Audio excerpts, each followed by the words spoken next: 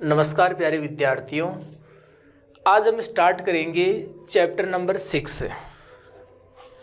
Unit number कौन सी है? ये 4 है आपके। चैप्टर नंबर 6 की बात करेंगे आज हम रीमान इंटीग्रेशन की।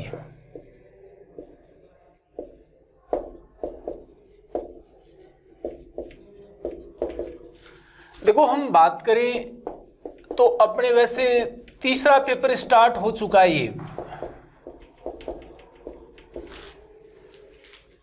कौन सा पेपर स्टार्ट हो चुका है? तीसरा पेपर। सेकंड और थर्ड पेपर कंप्लीट हो गया है। तो जिन विद्यार्थियों ने अभी तक ऐप परचेज नहीं किया है किसी कारणवश, वो जल्दी से आपको प्ले स्टोर पे जाना है और वहाँ से फोटोन क्लासेज चोमू नाम से ऐप आएगा, उसको डाउनलोड करना है। और वहाँ से फिर नीचे से 3rd नंबर का बटन है स्टोर, वहाँ से आपके अनेक कोर्स दे रखे हैं, वहाँ से जो भी आपको कोर्स परचेज करना है वो परचेज कीजिए और स्टडी को प्रारंभ कीजिए।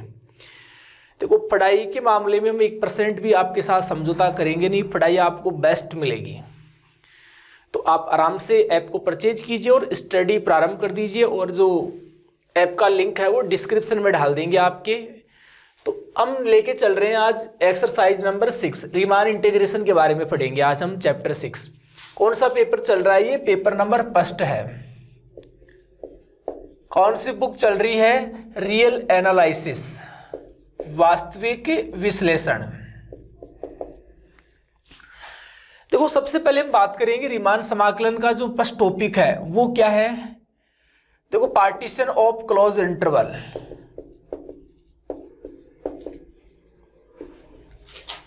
ऑफ क्लोज्ड इंटरवल हम बात करेंगे संवर्त अंतराल का विभाजन।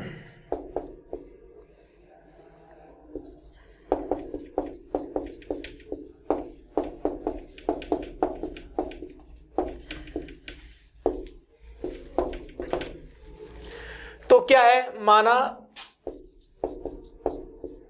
कोई संवर्त अंतराल, हम मान के चल रहे हैं कि अपने पास कोई संवर्त अंतराल क्या है? AB है।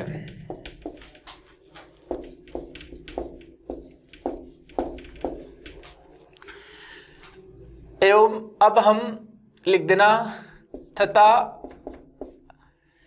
AB n भागों में, हमने लिख दिया कि जो AB है वो n भागों में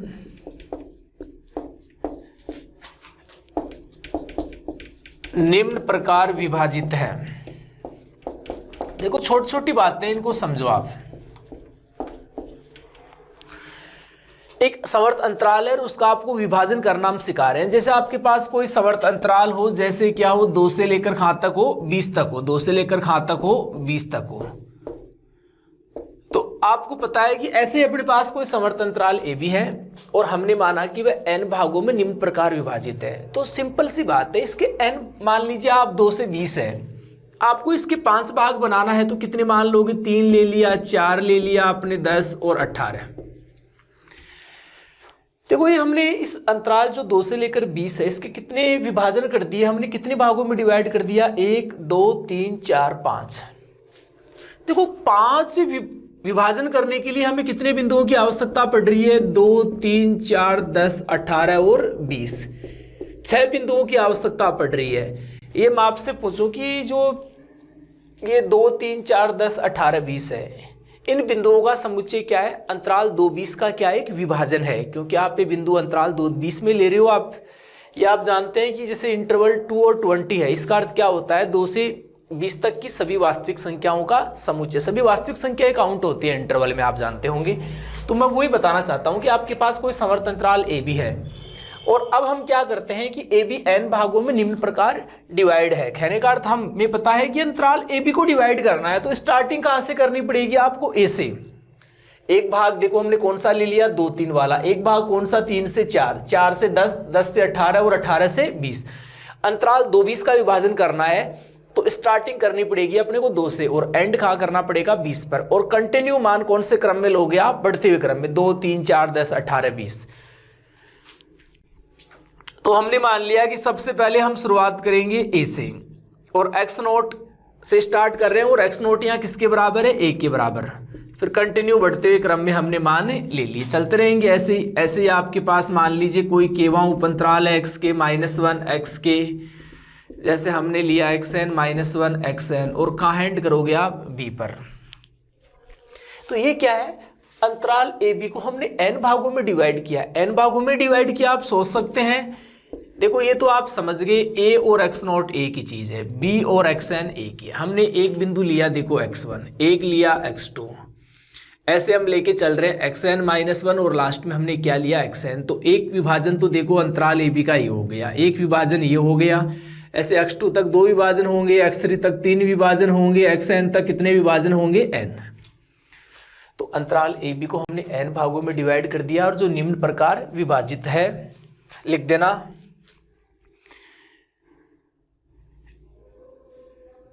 लिख देना बिंदुओं, इन बिंदुओं का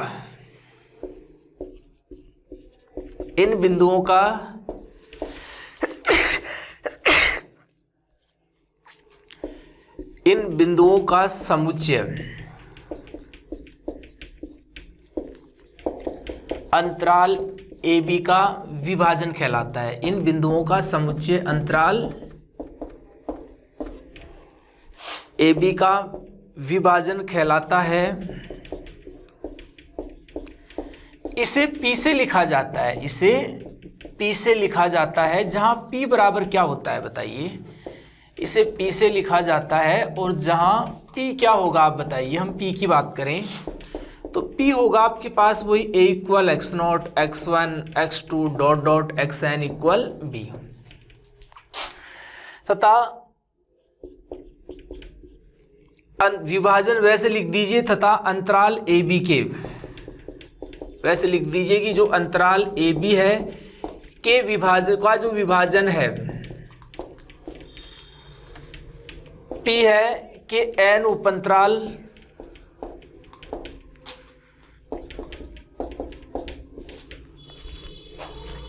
क्रम से क्या होते हैं। देखो एक तो होता आपको पता है x0 से x1, ऐसे ही चलता रहेगा x1 से x2। ऐसे ही हम ले सकते हैं, जैसे r1 उपअंतराल ले लिया xr -1 xr, ऐसे चलोगे कहाँ तक xn -1 xn = b होते हैं। देखो यहाँ तक 1% दिक्कत नहीं आनी चाहिए किसी विद्यार्थी को। देखो हमने क्या लिखा है कि कोई समवर्त अंतराल ए बी है और उसको n भागों में डिवाइड किया, तो हमने बिंदु क्या लिए, ए से स्टार्टिंग की, ए को x0 नाम दे दिया, x1 फिर x2। ऐसे हमें पता है कि n भागों में डिवाइड कर रहे हैं तो बिंदु कितने चाहिए आपको, n+1। 2 से इसको आप 5 भागों में डिवाइड करते हैं, कितने बिंदुओं की आवश्यकता पड़ती है, 6 बिंदुओं की, है ना। तो हमने अंतराल ए बी को n भागों में डिवाइड कर दिया, ये बढ़ते हुए मान है, और ए से स्टार्टिंग करेंगे और बी पर एंड करेंगे। अब इन बिंदुओं का समुच्चय जो अंतराल ए बी का क्या कहलाता है, विभाजन कहलाता है। इसे किससे लिखा जाता है, P से, जहां P बराबर क्या होता है, इन बिंदुओं का समुच्चय x0 x1 x2 dot dot xn, है ना। अब तथा अंतराल ए बी के, जो अंतराल ए बी का विभाजन P है, इसके कितने उपअंतराल बनेंगे आपको पता है। आपने कितने विभाजन किए हैं, n विभाजन किए हैं, तो n उपअंतराल बनेंगे। जैसे एक उपअंतराल तो होगा x0 से x1, एक कौन सा हो गया x1 से x2, एक कौन सा हो गया x2 से x3। ऐसे टोटल कितने उपअंतराल होते हैं कि n उपअंतराल होते हैं। आगे देखिए, अब हम एक नोट लगा के लिख दीजिए, NOT डाल दीजिए और लिख दीजिए इसमें जो आरवां उपअंतराल होता है, जो आरवां उपअंतराल कौन सा होता है, आरवे उपअंतराल। आरवे उपअंतराल को किससे लिखा जाता है आप जानते हैं, वैसे IR से लिखा जाता है। किससे लिखा जाता है, IR से। और आरवां उपअंतराल क्या होगा मेरे को बताइए। पहला उपअंतराल क्या है बताओ, जो अंतराल ए बी है इसका विभाजन P है, उसके n उपअंतराल होंगे। पहला भी उपअंतराल कौन सा है, x0 से x1, देखो x1 पे एंड हो रहा है। दूसरा उपअंतराल क्या है, x1 से x2, कहाँ एंड हो रहा है, x2 पे। तो ऐसे n जो आरवां उपअंतराल है उसका एंड कहाँ होगा, xr पे होगा। तो आरवे उपअंतराल ये होगा आरवां उपअंतराल, xr -1 xr। तो लिख देना आरवे उपअंतराल की लंबाई को किससे लिखा जाता है, डेल आर से लिखा जाता है। लिख देना आरवे उपअंतराल की लंबाई को डेल आर से लिखा जाता है। और जहां डेल आर बराबर क्या होता है, ये आप जानते हैं। किसी भी उपअंतराल की लंबाई कैसे निकालते हैं, जैसे 1 से 10 आपके पास ये कोई अंतराल है या उपअंतराल है, उपअंतराल भी एक अंतराल होता है। जैसे आपको इस अंतराल की लंबाई निकालनी है तो आप कैसे निकालोगे, आपको पता है अंतराल की लंबाई कैसे निकालते हैं, 10 में से क्या घटा दोगे आप, 1 घटा दोगे, 10 में से 1 घटा दोगे, यही तो है। जैसे आप 1 से लेकर कहां तक जा रहे हो, 10 पे जा रहे हो, 1 से लेकर कहां तक जा रहे हो, 10 तक। इंटरवल 1 10 काटते हैं, 1 से स्टार्टिंग करनी है और 10 पे आपको क्या करना है, एंड करना है। तो आप 1 से लेकर 10 तक जा रहे हैं, तो यहां से यहां तक की लंबाई कितनी होगी आपको पता है, 0 से 10, 0 से स्टार्ट करते 10 तक जाते तो लंबाई 10 होती। अब 1 से 10 तक की लंबाई 9 ही है, तो अंतराल 1 10 की लंबाई कितनी होती है, 9 होती है, 10 - 1। वो निकालते कैसे हैं, तो उपअंतराल की लंबाई हमेशा ध्यान रखना, जैसे आर की जगह 1 लेंगे तो डेल्टा 1 क्या होता है, पहले उपअंतराल की लंबाई होती है, डेल्टा 2 क्या होता है, दूसरे उपअंतराल की लंबाई। जैसे आर की जगह 2 रखेंगे, डेल्टा 2 क्या होगा, x2 - x1, और दूसरा उपअंतराल आपको पता है x1 x2 है, इसकी लंबाई यही तो आएगी x2 - x1। ऐसे आरवें उपअंतराल की लंबाई क्या आएगी, xr - से xr - 1। तो वही है। तो एक बार बातों को समझना, ऐसे समवर्त अंतराल का क्या करते हैं, विभाजन करते हैं। तो आप समझ गए कि यार कोई भी अंतराल है उसके हम अनंत विभाजन प्राप्त कर सकते हैं। कोई भी अंतराल होता है उसके आप कितने विभाजन प्राप्त कर सकते हो, अनंत। कैसे, उस बात को आप समझो। जैसे अपन लेके चल रहे हैं, जैसे आपको मैं बोल दूं कि अंतराल 1 10 की बात कर रहा हूं, तो 1 10 के विभाजन देखो P1 है, वो 1 से स्टार्टिंग कर दो, आप कहीं भी एंड कर दो, 2 5 8 10। मैं पूछूं क्या ये जो अंतराल 1 10 का विभाजन है, हाँ 1 से स्टार्टिंग है और एंड कहाँ हो रहा है, 10 पे एंड हो रहा है, और बीच वाले बिंदु आ रहे हैं 2 5 8 10, तो ये अंतराल 1 10 का विभाजन है। ऐसे अंतराल एक जैसे P2 भी क्या है, जैसे 1 से स्टार्टिंग करो, बीच में कुछ भी लिख दो, 2.1 5.8, बताओ ये भी किसका विभाजन है, अंतराल 1 10 का विभाजन है, क्योंकि 1 से लेकर 10 तक, 1 से स्टार्ट कर रहे हो, 10 पे एंड कर रहे हो, और बीच वाले बिंदु आ रहे हैं 1 से 10 तक के।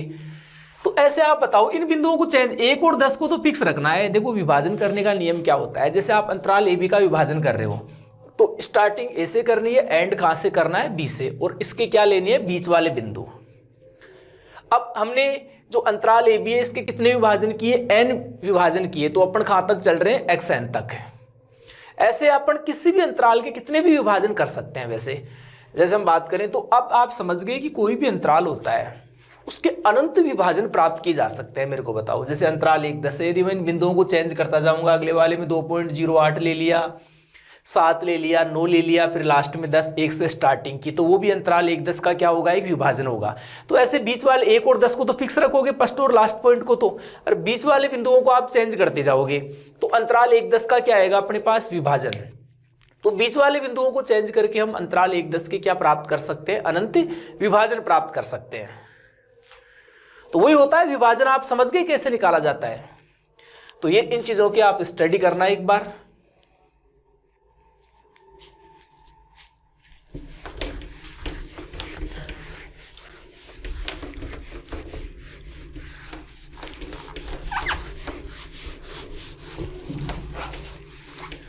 अंतरालों की लंबाई कैसे निकालते हैं वो भी आप समझ गए।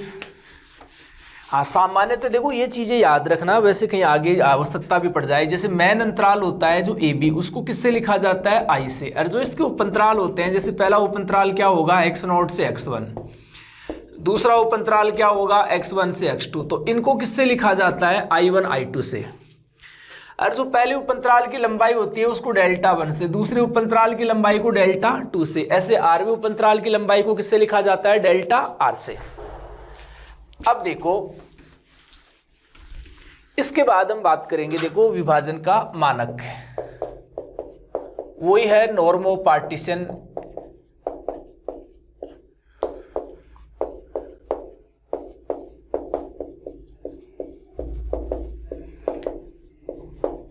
क्या होता है किसी विभाजन का मानक ही, तो वो लिख दीजिए कि लिख देना अंतराल, आपके पास अंतराल AB के विभाजन। देखो अंतराल AB का कोई विभाजन है, अंतराल AB के विभाजन,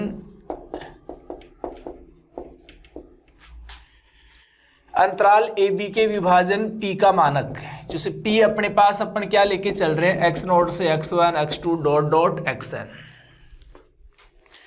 विभाजन अंतराल AB के विभाजन के उप अंतरालों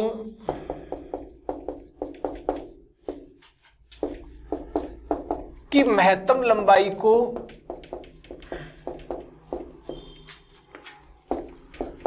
विभाजन P का मानक कहते हैं। विभाजन P का मानक कहते हैं।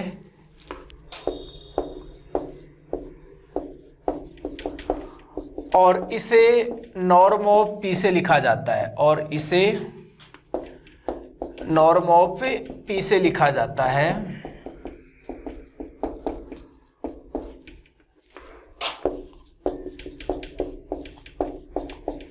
देखो अंतराल AB का जो विभाजन होता है P, ये XN आपको पता है। अंतराल AB का विभाजन है तो आपको भी किया था आपने। और P के जो उप अंतराल होते हैं उनकी जो महत्तम लंबाई होती है उसे विभाजन P का क्या कहते हैं? मानक कहते हैं। और इसे किससे लिखा जाता है? नॉर्म ऑफ P से लिखा जाता है। बात को समझो आप। जैसे मैं आपको बात करूं, जैसे आपके पास एक इंटरवल ले लिया, जैसे 1 से लेकर मैंने कहां तक ले लिया? 5 तक ले लिया। अब आपको पता है कि इस अंतराल के अनंत विभाजन बनाए जा सकते हैं। मैंने इनमें से एक विभाजन कौन सा ले लिया? P ले लिया। जैसे 1, 1.5, 2, 3, 4, 5।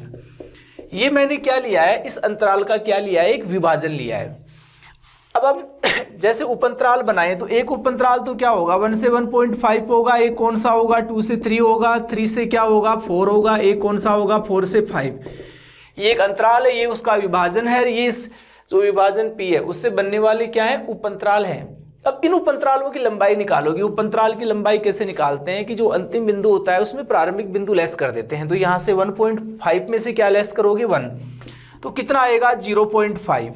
ये कितना आएगा? 3 में से 2 घटाओगे तो 1। ये कितना आएगा? 4 में से 3 घटाएंगे तो 1। ये कितना आएगा? 4 में से 5 घटाओगे तो 1।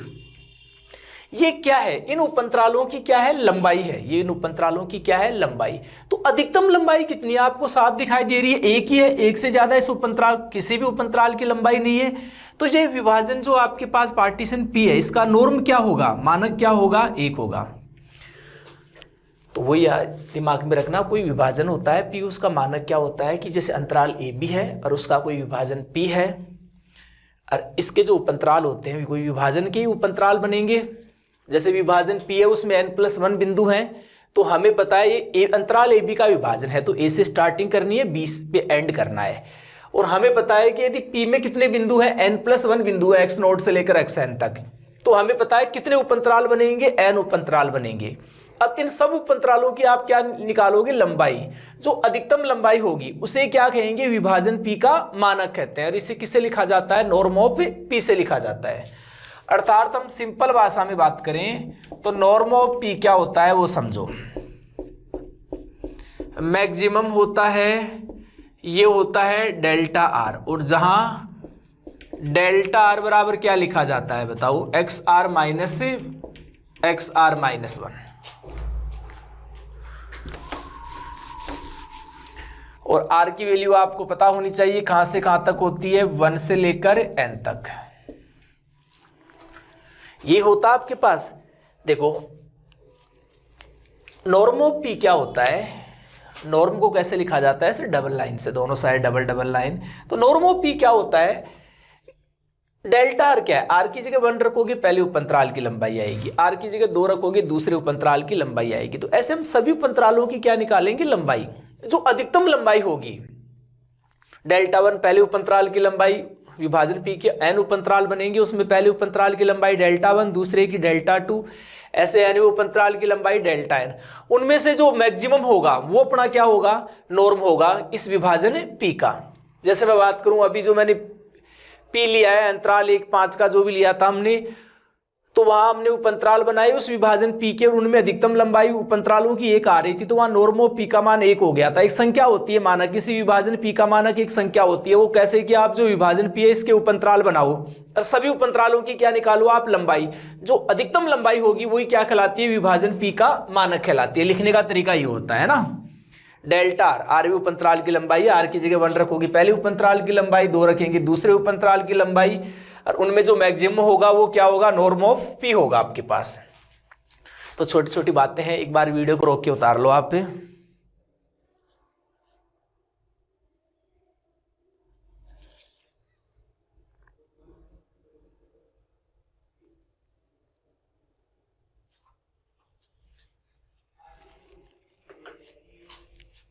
उतार लिया।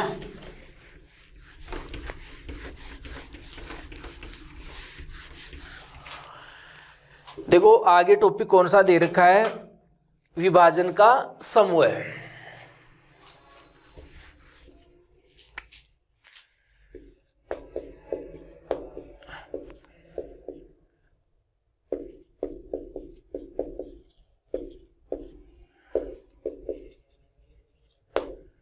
वही है फैमिली ऑफ पार्टीशन,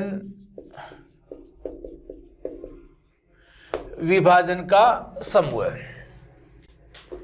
लिख देना कि कोई भी समवर्त अंतराल है, लिख देना किसी भी समवर्त अंतराल,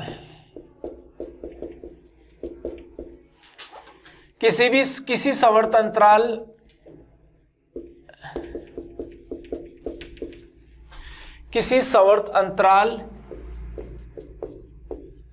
ए बी को विभाजित करने वाले,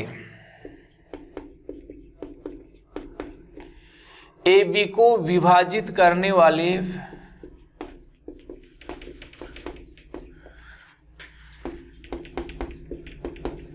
बिंदुओं को बदलने पर, विभाजित करने वाले बिंदुओं को बदलने पर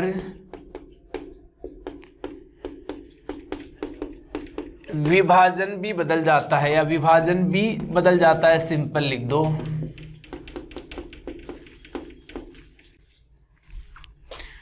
इस प्रकार किसी अंतराल ए बी के, इस प्रकार किसी अंतराल ए बी के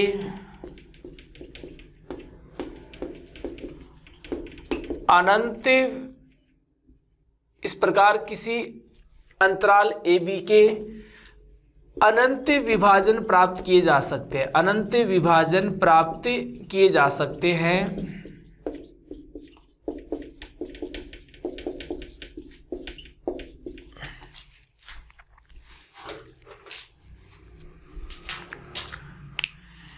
इन सभी विभाजनों का समुच्चय, इन सभी विभाजनों का समुच्चय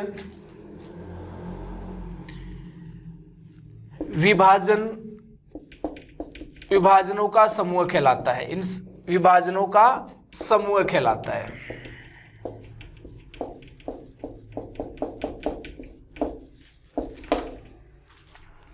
इन सभी विभाजनों का समुच्चय, सिंपल सी बात है कि आप सोच के देखो, जैसे आपके पास कोई इंटरवल 1 2 ही है, अब आप इसके कितने विभाजन प्राप्त कर सकते हो। विभाजन आप समझ गए होंगे कि आप में 1 2 का विभाजन करना है, तो बीच में जैसे हमने एक तो पॉइंट ले लिया 1.01 1.9, तो एक विभाजन ये हो गया। देखो ये कितने विभाजन कर दिए मैंने, अंतराल 1 2 के देखो 3 विभाजन कर दिए। ऐसे मैं 4 भी कर सकता हूं, अंतराल 1 2 के, कुछ भी ले लो बिंदु, वो तो सभी वास्तविक संख्याएं हैं। अंतराल 1 2 में 1 से लेकर 2 तक की सभी वास्तविक संख्याएं हैं। तो ऐसे में बीच वाले बिंदुओं को चेंज करते जाऊं तो विभाजन भी क्या होता जाएगा, चेंज। जैसे एक विभाजन ले लिया हमने 1.02, एक हमने ले लिया जैसे 1.5 से 1.82, ऐसे हमें पता है कि बीच वाले बिंदुओं को हम चेंज करते जाएंगे। अंतराल ए बी है, जैसे अंतराल 1 2 है, इसके बीच वाले बिंदुओं को चेंज करते जाएंगे तो विभाजन भी क्या होता जाएगा, चेंज होता जाएगा।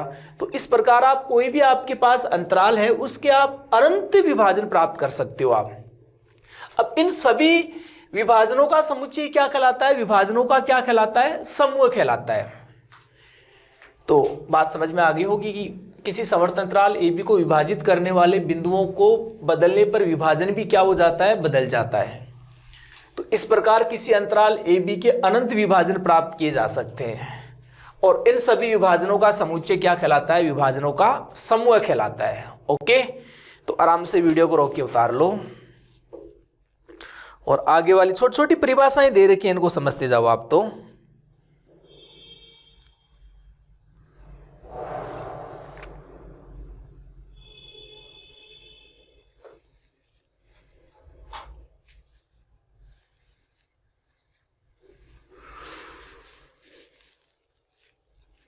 देखो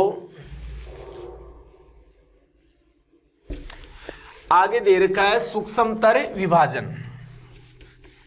ये टॉपिक दे रखा है। आगे देखिए छोटी छोटी परिभाषाएं दे रखी हैं। क्या दे रखा है? सूक्ष्मतर विभाजन दे रखा है।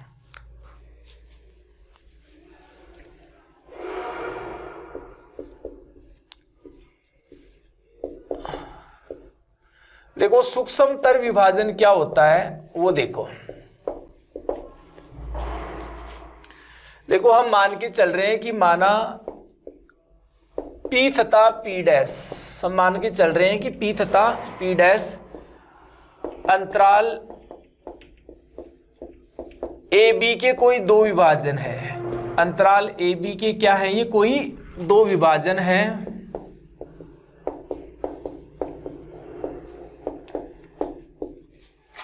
एवं P सबसेट P डैश,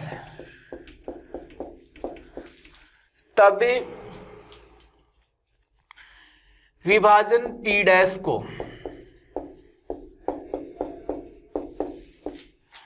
विभाजन P का सूक्ष्मतर विभाजन कहते हैं। विभाजन P का सूक्ष्मतर विभाजन कहते हैं। अभी समझा देंगे।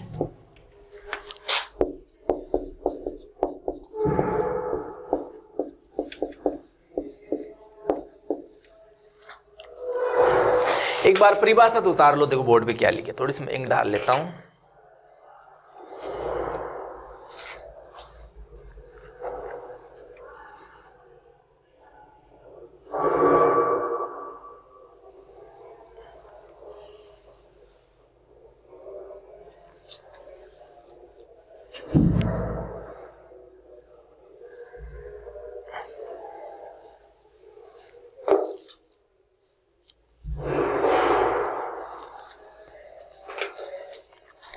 देखो सूक्ष्मतर विभाजन क्या होता है कि P और P डैश आपके पास क्या है? अंतराल AB के। देखो मैंने बोला है कि कोई भी अंतराल होता है उसके अनंत विभाजन प्राप्त कर सकते हैं। तो ऐसे ही मैंने माना कि P और P डैश अंतराल AB के क्या है? कोई दो विभाजन है एवं P सबसेट क्या है? P डैश है। कहने का P छोटा है P डैश बड़ा है, तब विभाजन P डैश को विभाजन P का क्या कहते हैं? सूक्ष्मतर विभाजन कहते हैं। जैसे मैं बात करूं, एग्जाम्पल की बात करें, जैसे आपके पास अंतराल 1-2 है बेटे, इसका एक विभाजन तो ले लिया मैंने 1, 1.1, 1.8, 1.92, और इसका एक विभाजन P डैश मैंने ले लिया 1, 1 के बाद 1.1, 1.2, 1.3, 1.8, 1.9 और 2। यहां हमें साफ दिखाई दे रहा है कि P सबसेट क्या है। सबसे पहले तो हम बात करें कि दोनों है ना वो P और P डैश अंतराल 1-2 के दो विभाजन है, क्योंकि एक से स्टार्ट कर रहे हो, 2 पर एंड कर रहे हो और बीच में अंतराल 1-2 के बिंदु ले रहे हो आप। अरे यहाँ P सबसेट क्या है मेरे को बताओ? P डैश है। P का प्रत्येक अवयव कहां से ले रहे हो आप? P डैश से। 1, 1.1, 1.8, 1.9 और 2। तो ऐसा हो ना कि कोई अंतराल है उसके दो विभाजन है P और P डैश, और यदि P सबसेट क्या है? P डैश है, तो ये P डैश है ना, बड़े वाला जो विभाजन है वो छोटे वाले विभाजन का क्या कहलाता है? सूक्ष्मतर विभाजन कहलाता है। P डैश किसका कहलाता है? विभाजन P का क्या कहलाता है? सूक्ष्मतर विभाजन। तो कंफ्यूज मत हो ना, कौन सा किसके कहलाता है? बड़ी वाला जो विभाजन होता है वो छोटे वाले विभाजन का क्या कहलाता है? सूक्ष्मतर विभाजन। यही है। आगे देखिए, समझ जाओगे। इसके आगे देखो छोटी छोटी बातें दे रखी हैं आपके पास ही। ये एग्जाम्पल पढ़ना, जैसे एक अंतराल 0-1 दे रखा है, उसमें विभाजन दे रखा है Δ1, Δ2, ये नॉर्म ऑफ P निकालना बता रहा है ये। जैसे एक एग्जाम्पल दे रखा है, देखो बात को समझो। और वो क्या है? जैसे अंतराल 0-1 है और उसके बिंदु क्या है? एक तो अंतराल है 0-1 और उसके बिंदु लेके चल रहा है ये 0, 1/4, 1/2, 1/4, 1/2, 3/4 और 1 है। तो आपको क्या करना है? कहने का इस अंतराल 0-1 का विभाजन क्या होगा? 0, 1/4, 1/2, 3/4, 1 होगा। और जो उपअंतराल है वो कौन कौन से बनेंगे? एक तो 0 और 1/4 बनेगा। पहले उपअंतराल को किससे लिखा जाता है? I1 से। दूसरे उपअंतराल को किससे लिखते हो आप? I2 से लिखते हैं, वो 1/4, 1/2 होगा। फिर I3 आएगा। I3 क्या आएगा? 1/2 और 3/4। फिर I4 क्या होगा? 3/4 होगा और 1 होगा आपके पास। अब ये तो I1 I2 I3 समझते हैं कि विभाजन P है, इसके उपअंतराल ऐसे बनाते हो आप, कंटिन्यू चला करो ना। डेल्टा वन क्या होता है, पहले उपअंतराल की लंबाई होती है, तो डेल्टा वन आप जानते हैं कैसे निकालोगे, 1/4 में से क्या घटाओगे, 0 1/4। डेल्टा टू क्या होती है, दूसरे उपअंतराल की लंबाई, कैसे निकालोगे, 1/2 में 1/4। ये चीजें मैंने समझा दी आपको, है ना। 1/2 में 1/4 घटाएंगे, 1/4 बचेगा। यहां से देखो डेल्टा थ्री कितना आएगा, तीसरे उपअंतराल की लंबाई, 3/4 में से क्या घटाओगे, 1/2, तो वही एलसीएम लोगे, कितना आएगा, 1/4 आएगा आपके पास। और डेल्टा यहां से हम बात करें 4 की बात करें तो कितना आएगा, 1 - 3/4, वही 1/4। अब यहाँ नॉर्मो पी क्या होगा आपको पता है, वो 1/4 ही होगा, क्योंकि सभी उपअंतरालों की लंबाई कितनी आ रही है, 1/4 आ रही है। तो जो उपअंतरालों की महत्तम लंबाई है उसका मान कितना है, 1/4 है, तो विभाजन पी का मान क्या होगा, 1/4 होगा। ये एक एग्जाम्पल दे रखा है, छोटे छोटे एग्जाम्पल चल रहे हैं ये।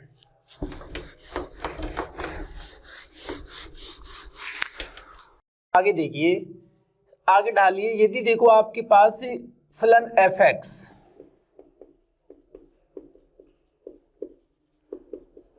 अंतराल AB में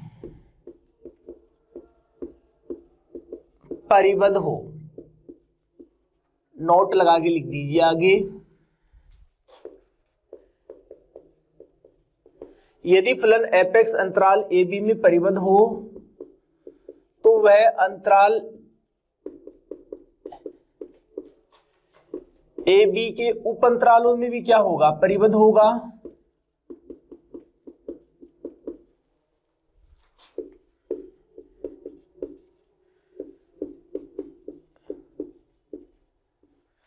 परिबद्ध होगा,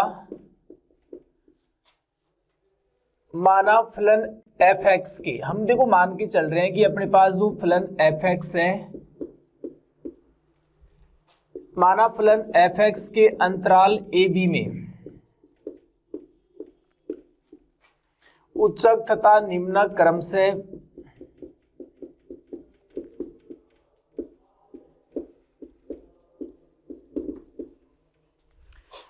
कैपिटल M तथा स्मॉल m है।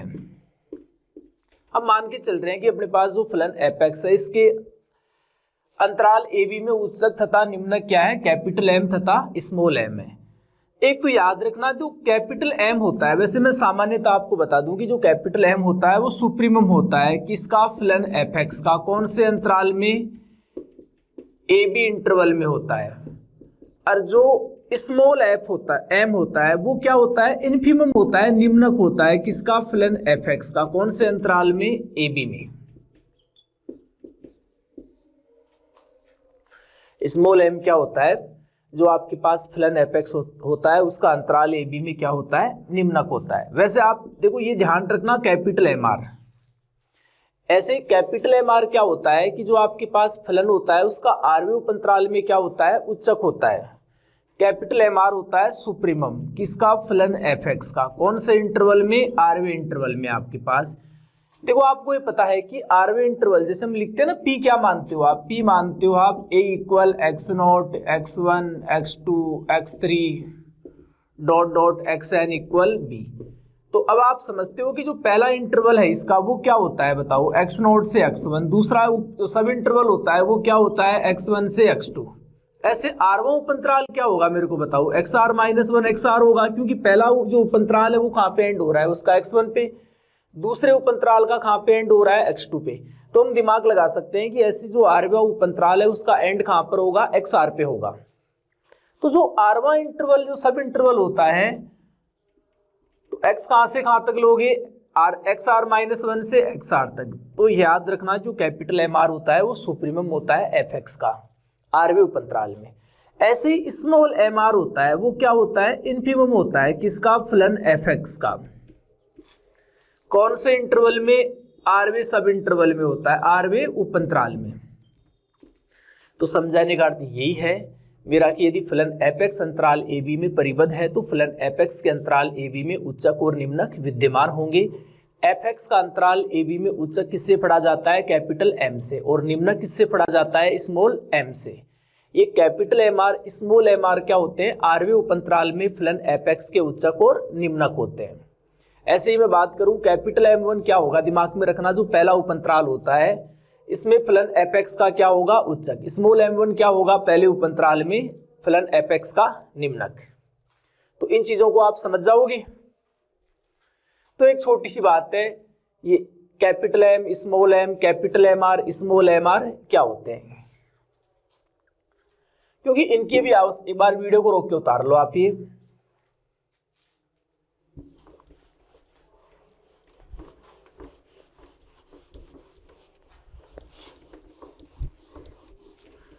देखो, अब हम बात करें डार्बोक्स सम की बात करेंगे, डार्बो योग की बात करेंगे। वो देखो आप डार्बो योग, डार्बोक्स सम की हम बात करें,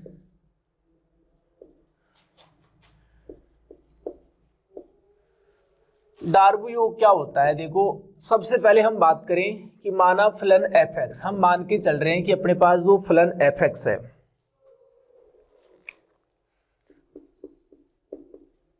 माना फलन fx अंतराल जो आपके पास दे रखा है AB है, उसमें क्या है, परिबद्ध है। तो एक तो fx अंतराल AB में परिबद्ध है, तो हम दिमाग लगा सकते हैं कि ऊपरी और निम्न डार्बो योग है वो तभी ज्ञात होंगे जब fx क्या होगा, अंतराल AB में क्या होगा, परिबद्ध। तथा हमने मान लिया कि जो अंतराल AB है उसका हम मान के चल रहे हैं कि अंतराल AB का कोई विभाजन, हमने मान लिया कि P इक्वल क्या है, A equal x0, x1, x2, x3 dot dot क्या है, xn इक्वल क्या है, B है। देखो fx एक तो अंतराल AB में परिबद्ध है और अंतराल AB का कोई विभाजन क्या है, P है, तब वही है UFP एक तो, और तथा LFP।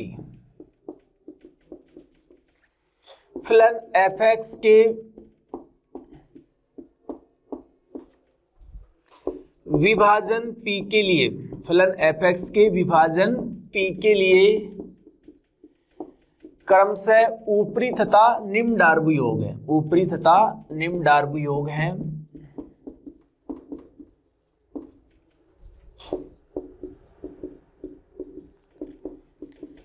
बात को समझो। देखो UFP क्या होता है, फलन fx का विभाजन P के लिए क्या होता है, ऊपरी डार्बो योग होता है। LFP क्या होता है, फलन fx का विभाजन P के लिए क्या होता है, निम्न डार्बो योग। हम बात करें UFP को, देखो ऊपरी डार्बो योग होता है। सबसे पहले यहाँ बात करें कि जो विभाजन है P, उससे कितने उपअंतराल बनेंगे। तो पता आपको P में n+1 पॉइंट है, तो कितने उपअंतराल बनेंगे, एक x0 से x1, x1 से x2, ऐसे n तक बनेंगे, n उपअंतराल बनेंगे, xn-1 xn। तो UFP कैसे निकालते हैं, UFP का फॉर्मूला होता है R equal 1 to n capital MR delta R। देखो R की जगह 1 रखेंगे, यदि इसका प्रसार से लिखना चाहो तो R की जगह 1 रखेंगे, M1 डेल्टा 1 आएगा। R की जगह 2 रखोगे, M2 डेल्टा 2 आएगा। R की जगह 3 रखोगे, M3 डेल्टा 3 आएगा। ऐसे ही R की जगह n रखोगे, क्या आएगा, Mn डेल्टा n। तो याद रखना ऊपरी डार्बो योग को किससे लिखा जाता है, अपर डार्बोक्स सम UFP से लिखा जाता है। UFP क्या होता है, ये विभाजन P के लिए ऊपरी डार्बो योग है। तो विभाजन P में कितने उपअंतराल, विभाजन P से n उपअंतराल बनेंगे। तो आपको क्या करना है, ऊपरी डार्बो योग में सभी उपअंतराल होते हैं, उनमें एक तो हम क्या निकालते हैं, उच्चक निकालते हैं। कैपिटल M1 क्या होता है, पहले उपअंतराल का उच्चक होता है। कैपिटल M2 क्या होता है, दूसरे उपअंतराल का उच्चक। कैपिटल Mn क्या होता है, nवें उपअंतराल का उच्चक। और सभी उपअंतरालों में क्या निकालो आप, जितने भी आपके पास उपअंतराल हैं उन सब उपअंतरालों की क्या निकालोगे आप, लंबाई, और उनको गुणा करके हम क्या कर देते हैं, जोड़ देते हैं। ऐसे हम बात करें LFP की बात करें, देखो LFP क्या होता है, निम्न डार्बो योग होता है। निम्न डार्बो योग कैसे निकालते हैं, R इक्वल 1 to n, और वही स्मॉल mr और डेल्टा r। वही R की जगह 1 रखोगे, स्मॉल m1 डेल्टा 1, R की जगह 2 रखोगे, small m2 delta 2, small m3 और डेल्टा 3। चलते रहेंगे ऐसे ही, लास्ट में क्या आएगा, स्मॉल mn डेल्टा n। तो सिंपल सी बात है। देखो आपके पास ऊपरी डार्बो योग में तो क्या लेते हैं, उच्चक काम में लेते हैं। ये मैंने समझाया था, capital M1, capital M2, capital M3 क्या होते हैं, जो उपअंतराल होते हैं उसमें सुप्रीमम होते हैं। अरे small m1, small m2, small m3 क्या होते हैं, जो आपके पास उपअंतराल होते हैं उनमें क्या होते हैं, निम्नक होते हैं। तो LFP कैसे निकालते हैं कि सभी जो जितने भी उपअंतराल हैं उनमें एक तो निम्नक निकालो सबका। स्मॉल m1 क्या है, पहले उपअंतराल का निम्नक। स्मॉल m2 क्या है, दूसरे उपअंतराल का निम्नक। तो सभी उपअंतरालों में एक तो क्या निकालना आपको, निम्नक, और उनकी क्या निकालनी है, लंबाई, और उनको गुणा करके आप क्या कर दो, जोड़ दो। तो क्या निकलता है, LFP निकलता है। तो एक छोटी सी बात है, याद रखना UFP और LFP। अब एक एग्जाम्पल और बता देते हैं कि UFP और LFP आप कैसे याद करोगे। उतार लीजिए आप एक,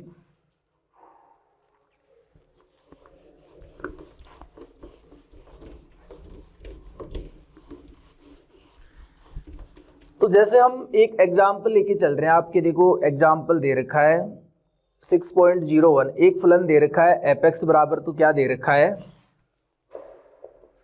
एग्जाम्पल है 6.01, दिया गया फलन तो क्या है fx आपके पास, और fx बराबर क्या दे रखा है, cos x, और x कहां से लेके चल रहे हैं अपन, 0 से कहां लेके चल रहे हैं, π/2, और ये दे रखा है कि जो अंतराल है तथा दिए गए अंतराल का क्या है, विभाजन p है। ये भी दे रखा है कि जो दिया गया अंतराल है उसका विभाजन क्या है, p है। दिए गए अंतराल जो 0 से π/2 है, और इसका विभाजन देखो क्या दे रखा है, वो समझो p बराबर कितना है, एक तो 0 है, एक π/4 से भी पहले क्या दे रखा है आपके पास, देखिए विभाजन दे रखा है ये π/6, π/4, π/3, π/2, तो π/6, π/4, π/3 और π/2 है। और आपसे क्या पूछ रहा है, देखो ये तो दे रखा है और आपको बोल रहा है कि इसका एक तो UFP निकालो और एक क्या निकालो, LFP निकालो। तो चीजों को ध्यान से समझो आप भी। सबसे पहले हम बात करें कि विभाजन है P है, ये विभाजन जो P है इससे उपअंतराल कितने बनेंगे, लिख देना। यहां दिए गए विभाजन, यहां जो दिया गया विभाजन P है, यहां दिए गए जो विभाजन आपके पास, यहां दिए गए विभाजन जो आपके पास पार्टीशन दे रखा है कि उपअंतराल क्या है बताइए। हम इसके उपअंतराल की बात करें, देखो एक तो उपअंतरालों को अपन इनसे लिखते हैं I1 I2 से, है ना, जो मेन इंटरवल होता है उसको I से लिखते हैं। तो पहला उपअंतराल तो क्या बनेगा, एक तो बनेगा 0 से कहां तक आएगा ये π/6, दूसरा उपअंतराल कहां से कहां तक बनेगा, π/6 से कहां तक आएगा, π/4, तीसरा उपअंतराल कहां से कहां तक आएगा, I3 आएगा, π/4 से लेकर π/3 आएगा, और चौथा उपअंतराल कहां से कहां तक आएगा आपके पास, ये आएगा I4, कहां से कहां तक आएगा, π/3 से लेकर कहां तक, π/2 तक है आपके पास। यही है कि जो दिए गए विभाजन है उसके जो विभाजन P है उसके ये उपअंतराल हैं आपके पास। अब सबसे पहले देखो आपको UFP निकालना। एक तो चीजों को समझना कि UFP होता है ना, वो फलन fx का विभाजन P के लिए होता है, क्योंकि कोई भी इंटरवल होता है उसके अनंत विभाजन प्राप्त किए जा सकते हैं। जैसे वहां विभाजन P था, उसके कितने उपअंतराल बन रहे थे, n उपअंतराल बन रहे थे, तो हम r का मान कहां से लेकर कहां तक चल रहे थे, 1 से लेकर n तक। यहां मैं बात करूं, यहां कितने उपअंतराल बन रहे हैं, 1 2 3 4, तो UFP निकलेगा ना वो r = 1 से लेकर कहां तक चलेगा, 4 तक चलेगा, क्योंकि अब कितने उपअंतराल बन रहे हैं, 4 ही उपअंतराल बन रहे हैं। तो अब UFP क्या होगा, मैं आपको समझाने के लिए बता दूं कि अब UFP होगा r = 1 से लेकर 4, कैपिटल MR और डेल्टा R। R की जगह 1 रखोगे M1 डेल्टा 1, R की जगह 2 रखोगे M2 डेल्टा 2, R की जगह 3 रखोगे M3 डेल्टा 3, R की जगह 4 रखोगे M4 डेल्टा 4। तो UFP ये होगा। कहने का अर्थ हमें सभी उपअंतरालों का क्या निकालना, M1 क्या होता है, पहले उपअंतराल का उच्चक, M2 क्या होता है, दूसरे उपअंतराल का उच्चक, M3 M4 ऐसे होंगे, डेल्टा 1 डेल्टा 2 डेल्टा 3 डेल्टा 4 क्या होते हैं, सभी उपअंतराल। डेल्टा 1 पहले उपअंतराल की लंबाई। तो आपको UFP निकालना है, तो आप समझ गए, क्योंकि हमें एक तो UFP निकालना है, एक LFP। अब LFP क्या बनेगा बताओ, इस फलन fx का इस विभाजन P के लिए, तो हमें पता है इस विभाजन P से कितने उपअंतराल बन रहे हैं, 4, तो LFP होगा r = 1 से लेकर 4, और LFP में आपको पता है स्मॉल mr डेल्टा r आ जाता है, ये होगा आपके पास। तो सबसे पहले हम याद करें कैपिटल M1 निकालते हैं। देखो कैपिटल M1 क्या है, फलन fx का पहले उपअंतराल में उच्चक। तो उच्चक क्या होता है, उस उपअंतराल में फलन fx का अधिकतम मान। तो हमें पता है कि यहाँ फलन fx क्या है, कोसेक्स है, और कोसेक्स हमें पता है 0 से π/2 में कैसा फलन होता है, हासमान फलन होता है। तो अधिकतम मान 0 पर ही आ जाएगा। फिर आगे तो fx का मान है वो कम होगा, क्योंकि 0 से π/2 में fx कैसा फलन होता है, हासमान। तो जो कैपिटल M1 होता है वो हमें पता है कि फलन fx का पहले उपअंतराल में अधिकतम मान वो 0 पर ही आ जाएगा, cos 0, और वो कितना होगा, 1। देखो कैपिटल M2 क्या होता है, दूसरे उपअंतराल का उच्चक। तो दूसरे उपअंतराल में फलन fx का अधिकतम मान, अब फलन हासमान है तो हमें पता है अधिकतम मान कहां पर आएगा, जैसे जैसे हम आगे बढ़ेंगे fx का मान तो कम होगा, तो fx का अधिकतम मान कहां पर आएगा, cos π/6 होगा आपके पास, कहने का π/6 पर ही होगा fx का अधिकतम मान, क्योंकि आसमान फलन है तो आगे तो fx का मान कम होगा, तो अधिकतम मान π/6 पर आएगा। और cos π/6 का मान आप जानते हैं, cos π/6, cos 30 का मान क्या होता है, √3/2। ऐसे आप क्या निकालोगे, m3 निकालोगे। m3 क्या आएगा, तीसरे उपअंतराल में फलन fx का उच्चक, वो क्या होगा बताइए, आसमान फलन है तो अधिकतम मान π/4 पर ही आ जाएगा। आगे हम बढ़ेंगे तो fx का मान क्या होगा, कम होगा, और cos π/4 कितना होता है, 1/√2। और m4 क्या आएगा बताइए, चौथे उपअंतराल में fx का अधिकतम मान, तो वो अपने को पता है π/3 पर ही आएगा। आगे तो मान कम होगा, cos π/3 का मान क्या होता है, 1/2 होता है, cos 60 का मान 1/2। हम बात करें देखो UFP निकालना है तो हमें Δ1 भी चाहिए। Δ1 क्या होता है, पहले उपअंतराल की लंबाई। तो लंबाई कैसे निकालते हो पता है, π/6 में से क्या घटाओगे, 0, तो π/6। Δ2 क्या होता है, दूसरे उपअंतराल की लंबाई। तो π/4 में से क्या घटाना पड़ेगा, π/6 घटाना पड़ेगा। तो वही है π/4 में से क्या घटाओगे, π/6, वही एलसीएम आएगा 12 आएगा आपके पास, और वही 3π - 2π, तो π/ कितना आएगा, 12 आएगा आपके पास। ऐसे Δ3 क्या होगा, तीसरे उपअंतराल की लंबाई, वो कैसे निकालोगे आप बताइए, π/3 में से क्या घटा दोगे आप, π/4, π/3 में से π/4 घटाएंगे तो वही π/12 आएगा आपके पास। π/3 में से क्या घटाओगे, π/4, तो Δ3 आएगा π/12। Δ4 कितना आएगा, किस में से क्या घटाओगे, π/2 में से क्या घटाओगे, π/3 घटाओगे। तो π/2 में से π/3 घटाओगे तो आपको पता है π/ कितना होगा, 6 आएगा आपके पास। तो अब आपको UFP निकालना है। देखो तो UFP कैसे निकालोगे, तो UFP आपको पता है यहाँ क्या होगा, UFP अपने को पता है कि जो विभाजन P है उसके 4 ही उपअंतराल बन रहे हैं। तो जब जो मैंने अभी समझाया था वहां P के n उपअंतराल बन रही थी, तो R कहां से कहां तक लेके चल रहे थे, 1 से n तक, यहाँ 4 तक ही लेके चलेंगे। और कैपिटल MR क्या आएगा, Δr, वही R की जगह 1 रखोगे M1 Δ1, R की जगह 2 रखोगे M2 Δ2, R की जगह 3 रखोगे M3 Δ3, फिर M4 कितना आएगा, Δ4। सभी का मान रख दो। देखो M1 का मान कितना है, 1, और Δ1 का मान कितना है आपको पता है, π/6। M2 का मान कितना है बताइए, M2 का मान है √3/2, और Δ2 का मान कितना है, Δ2 π/12 है आपके पास।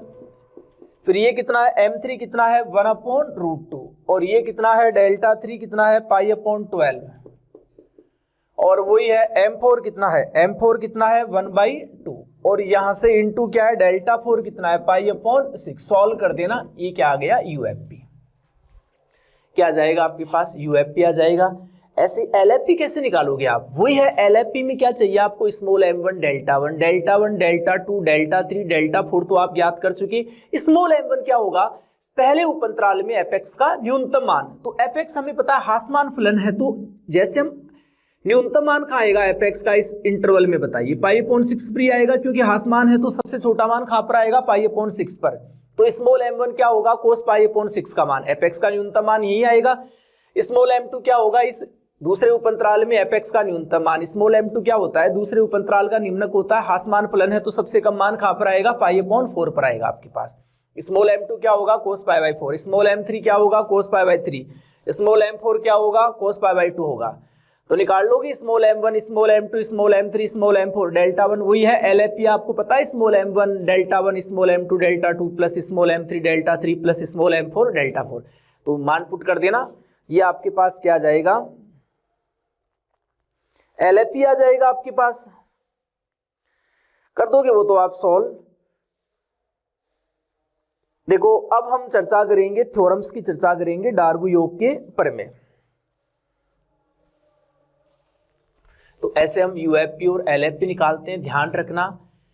तो यूएफपी क्या होता है, फिलन एपेक्स का विभाजन, पी के लिए क्या होता है, डार्बू योग, ऊपरी डार्बू योग। एलएफपी क्या होता है, फिलन एपेक्स का विभाजन, पी के लिए निम्न डार्बू योग। यदि पी चेंज हो रहा है तो आपको पता है कि वो इंटरवल चाहे वही हो, लेकिन कोई भी अंतराल है उसके अनंत विभाजन प्राप्त किए जा सकते हैं। यदि उस इंटरवल का हमें पता है कि विभाजन चेंज कर रहे हो तो उसका ऊपरी डार्बू योग भी क्या होगा, चेंज होगा, क्योंकि वो पी पे डिपेंड रहता है कि आप कितने बिंदु ले रहे हो पी में। तो कितने उपअंतराल बन रहे हैं वहां तक आर का मान लेते हैं। यदि एन उपअंतराल बन रहे हैं तो आर की वैल्यू कहां से कहां तक लेते हैं, 1 से लेकर एन तक।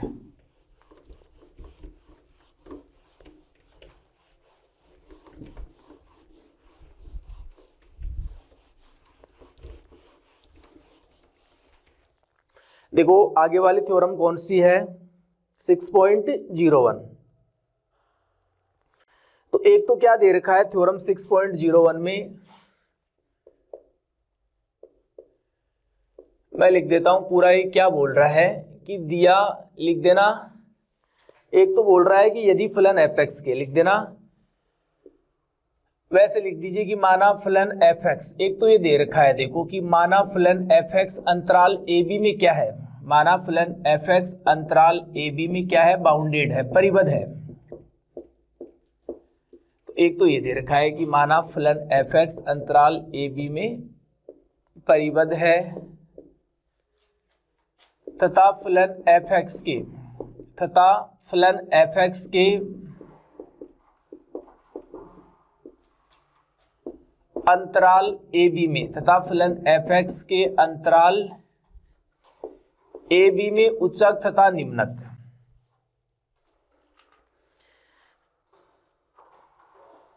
देखो जो दे रखा है वो लिख दो, सिद्ध क्या करना है वो आप, सब कुछ थ्योरम में दे रखा है।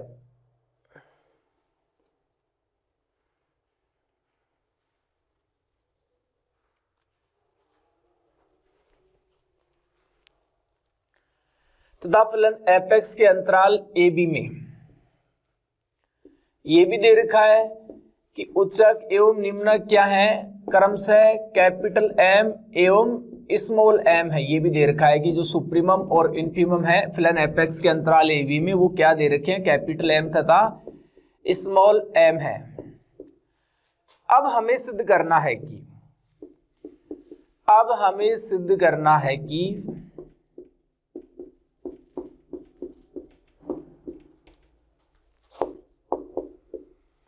यूएफपी वही है एलएफपी दे रखा है, और यहां से क्या दे रखा आपके पास से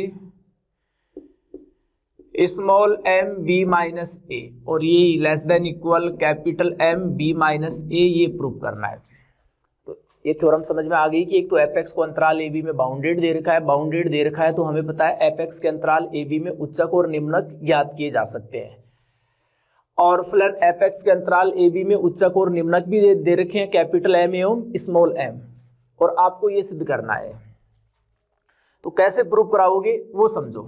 देखो माना हम मान के चल रहे हैं कि माना जो अंतराल ए बी है, देखो उसका विभाजन मानना जरूरी है। तो मैंने मान लिया कि जो अपने पास अंतराल ए बी है हमने उसका विभाजन क्या माना, पी, माना अंतराल ए बी का विभाजन, और वो हम मान के चल रहे हैं कि P है, और P बराबर हमने मान लिया।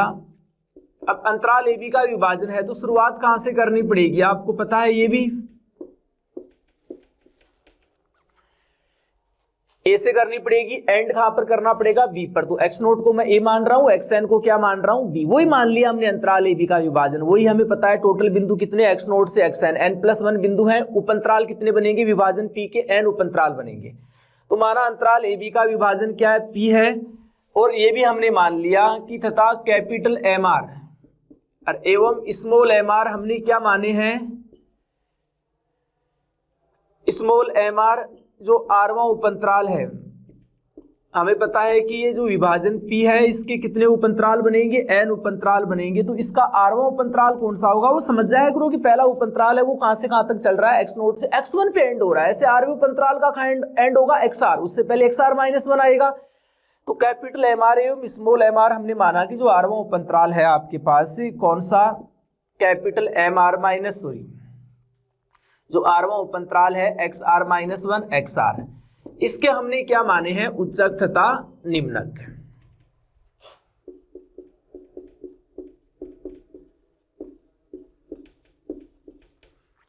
ये हमने मान लिया कि कैपिटल एम आर एवं स्मॉल एम आर क्या है, आरवे उपअंतराल के उच्चक तथा निम्नक है आपके पास। तो लिख देना। सबसे पहले तो ये बताओ कि हमें पता है कि जो कैपिटल एम आर होता है वो ग्रेटर देन इक्वल क्या होता है, small M R. Capital M R क्या है, आरवे उपअंतराल का उच्चक, स्मॉल एम आर क्या है, आरवे उपअंतराल का निम्नक। तो उच्चक हमेशा देखो जब फलन अचर होता है तो जैसे एफ एक्स बराबर 2 है, इंटरवल है x बिलोंग्स टू 110, इंटरवल 110 है, आपको पता है कि यदि फलन अचर है तो उसके उच्चक और निम्नक क्या होते हैं, बराबर होते हैं। और यदि फलन अचर नहीं है तो हमें पता है उच्चक हमेशा क्या होता है, निम्नक से क्या होता है, बड़ा। ये भी हमें पता है कि जैसे स्मॉल m है वो लेस देन इक्वल क्या होगा, कैपिटल M होगा, क्योंकि हमें पता है fx क्या है, अंतराल AB का क्या है, स्मॉल m तो निम्नक है और कैपिटल M क्या है, fx का अंतराल AB में क्या है, उच्चक है। तो वही बात है, हमें पता है कि यदि फलन fx अचर है तो उच्चक और निम्नक बराबर होंगे, अन्यथा कैपिटल M है वो स्मॉल m से क्या होगा, हमें पता है बड़ा ही होगा। अब हम बात करें, ये मेरे को एक बात और बताओ कि हमेशा जैसे हम सिंपल भाषा में हम बात करें कि fx बराबर हमने कितना ले लिया, जैसे x स्क्वायर ले लिया, और हम अपने इंटरवल लेके चल रहे हैं कि 1 to इंटरवल लेके चल रहे हैं, और हमने इसका पार्टीशन क्या कर दिया, देखो 1 3 ले लो, हमने इसका विभाजन कर दिया 1 2 3। तो इसके उपअंतराल कौन कौन से बनेंगे, एक तो 1 2 बनेगा और एक कौन सा बनेगा, 2 3 बनेगा। यदि मैं कैपिटल M की बात करूं, कैपिटल M क्या होता है, फलन fx का अंतराल 1 3 में उच्चक होता है। तो fx का अंतराल 1 3 में अधिकतम मान कितना है, 9 है, 9 ही आएगा fx का अधिकतम मान 3 पर। और स्मॉल m क्या हो आएगा, आपको पता है 1। fx का अंतराल 1 3 में क्या होगा, निम्नक होगा। और स्मॉल m हमें पता है fx का अंतराल 1 3 में न्यूनतम मान कितना है, 1 है, तो निम्नक 1 होगा और उच्चक कितना होगा, हमें पता है 9 होगा। अब मैं बात करूं कैपिटल M1 की बात करूं, कैपिटल M क्या होता है, फलन fx का पहले उपअंतराल में उच्चक होता है। तो पहले उपअंतराल में अधिकतम मान कितना आएगा, fx का 2 पर आएगा 4। और कैपिटल M2 क्या होता है, दूसरे उपअंतराल में fx का अधिकतम मान तो 9 आएगा। स्मॉल m1 क्या होता है, पहले उपअंतराल में फलन fx का न्यूनतम वो कितना आएगा, 1। और स्मॉल m2 क्या होता है, दूसरे उपअंतराल में fx का न्यूनतम मान निम्नक होता है। स्मॉल m2 दूसरे उपअंतराल का न्यूनतम मान कितना आएगा, 4। तो हम यहां से हम क्या बात सीख रहे हैं कि जो उपअंतरालों के निम्नक होते हैं, उपअंतरालों के जो निम्नक होते हैं वो जो मैन निम्नक होता है उसके बराबर या उससे क्या होते हैं, बड़े होते हैं। कहने का अर्थ जो उपअंतरालों के निम्नक होते हैं वो जो मैन निम्नक होता है स्मॉल m, उससे के क्या होते हैं, बराबर होते हैं या उससे क्या होते हैं, बड़े होते हैं। लेकिन जो कैपिटल एम आर आप जानते हो ना क्या है, कैपिटल एम आर करते हैं m1 m2, उपअंतरालों के जो उच्चक होते हैं वो हमेशा जो मैन निम्नक होता है कैपिटल M या तो उसके बराबर होंगे या उससे क्या होते हैं, छोटे होते हैं। उपअंतरालों के निम्नक छोटे होते हैं, उपअंतरालों के उच्चक है वो मैन उच्चक के बराबर या उससे क्या होते हैं, छोटे। लेकिन उपअंतरालों के निम्नक देखो, जो मैन निम्नक है उसके बराबर या उससे क्या होते हैं, बड़े। तो स्मॉल एम आर की तरफ ये आएगा। कैपिटल M उपअंतरालों के उच्चक तो आपको पता है मैन निम्नक के बराबर या उससे छोटे ही होते हैं, लेकिन उपअंतरालों के निम्नक है मैन निम्नक के बराबर या उससे क्या होते हैं, बड़े। तो इस बात को समझना, ये थोड़ा सा देखो कुछ नहीं किया हमने, दे रखा था परिबद्ध है उच्चक निम्नक दे रखा था, ये सिद्ध करना था। एपेक्स का हमने विभाजन ये मान लिया, इसका आरवां उपअंतराल हमें पता है ये होगा, इसमें उच्चक और निम्नक हमें पता है क्या पढ़ते हैं, कैपिटल एम आर और स्मॉल एम आर। हमें पता है किसी भी अंतराल का उच्चक और निम्नक या तो बराबर होता है या उच्चक हमेशा निम्नक से क्या होता है, बड़ा। वही बात यहाँ है। उपअंतरालों की चर्चा अभी कर ली। अब यहाँ से देखो आपको ये सिद्ध करना है यूएफपी एलएफपी। तो आपको पता है यूएफपी के लिए क्या चाहिए, capital M R delta R. LFP के लिए क्या चाहिए, small M R delta R. तो आपको पता है यहां से बात करें हम, मैं लिख देता हूं कि कैपिटल एम आर ये आएगा आपके पास स्मॉल एम आर और ये less than, small M R की तरफ तो ग्रेटर देन इक्वल आएगा। या बात समझ में आ गई होगी। देखो कैपिटल एम आर क्या होता है, ग्रेटर देन इक्वल क्या होता है, स्मॉल एम आर। कहने का स्मॉल एम आर क्या होता है, लेस देन इक्वल क्या होता है, कैपिटल एम आर होता है। Small M R less than equal capital M R. लेकिन स्मॉल एम क्या होता है, less than equal capital M R. Sign देखना, कैपिटल एम आर की तरफ लेस देन इक्वल आएगा, कैपिटल एम की तरफ क्या आएगा, greater than. Small M R की तरफ ग्रेटर देन, स्मॉल एम की तरफ लेस देन। ऐसे लिखोगे इन सभी रिजल्ट को मिलाकर आप। अब हमें यूएफपी वगैरह लेके आना है, तो हम समझ गए कि इनको किससे गुणा करवाना है, डेल्टा आर से। तो हम इसको भी डेल्टा आर से गुणा कर देते हैं, इसको भी डेल्टा आर से, इसको भी डेल्टा आर से गुणा कर देते हैं, इसको भी हम डेल्टा आर से गुणा कर देते हैं। फिर हमने देखा कि यूएफपी एलएफपी वगैरह बनाना है तो आपको लिमिट क्या लेनी पड़ेगी, R equal 1 to n small M R small M delta R. यहाँ भी देखो सभी की लिमिट ले लो, आर इक्वल 1 to n, ये क्या आएगा स्मॉल एम आर और डेल्टा आर, ये आ जाएगा आर इक्वल 1 to n और ये आएगा आपके पास capital M R delta R. दिखाई दे रहा है, आगे भी लिख देता हूं फिर मैं, लेस देन इक्वल वही है आर इक्वल 1 to n और यहां से क्या आएगा कैपिटल एम डेल्टा आर। दिखाई दे रहा होगा, ओके। अब देखो यहां से हम लिखना चाहें तो ये मान तो कितना आ गया बताओ, स्मॉल एम को बाहर ले सकते हैं, स्मॉल एम को तो हमने क्या ले लिया बाहर, और इसको देखो क्योंकि इसमें आर है ही नहीं, और इसको हम R equal 1 to n, delta R क्या होता है, आर भी उपअंतराल की लंबाई, डेल्टा आर होता है एक्स आर माइनस 1। ये डेल्टा आर, स्मॉल एम को बाहर ले सकते हैं। यहां से बताइए इसको क्या लिखोगे, आपको पता है एलएफपी लिखेंगे, अभी समझाया था मैंने इस विभाजन पी के लिए एलएफपी क्या होता है। इसको क्या लिखोगे आप, यूएफपी लिखोगे, इसको क्या लिखोगे, capital M R delta R है तो यूएफपी लिखोगे, और ये क्या आएगा आपके पास लेस देन इक्वल वही है कैपिटल एम आर को तो बाहर ले लेंगे, इसको क्या लिखोगे आर इक्वल 1 to n और यहां से आएगा एक्स आर माइनस 1। दिखाई दे रहा है, घुमा देता हूं थोड़ा सा मैं कैमरा, देखो अब वही है, यहां से देखो इसको दे दीजिए आप 1 दे दीजिए। अब इसका मान निकाल लिया आप, R equal 1 to n X R minus 1 का मान वही है, आर की जगह पहले 1 रखोगे, x1 माइनस x0, आर की जगह फिर 2 रखोगे, प्लस आएगा सिग्मा है तो x2 माइनस x1, फिर आर की जगह 3 रखोगे, x3 माइनस x2, ऐसे चलते रहोगे। आर की जगह फिर आप n तक चलेंगे तो n से पहले n माइनस 1 आएगा, तो आर की जगह n माइनस 1 रखोगे ये आएगा, फिर आर की जगह आप n रखोगे तो xn माइनस क्या आएगा, xn माइनस 1। अब इसको सॉल्व करेंगे, देखो x1 से क्या घटेगा x1, x2 से क्या घटेगा x2, xn माइनस 1 से क्या घटेगा xn, ऐसे आगे से आगे घट जाएंगे, तो xn बचेगा, अरे क्या बचेगा x0। xn आपको पता है किसका मान होता है, या xn b को बोलते हैं, x0 a को, तो हमें पता है ये b माइनस a। फिर वही है, आगे आप लिख दोगे 1 व 2 से, 1 व 2 से क्या आएगा बताइए रिजल्ट, वही है यूएफपी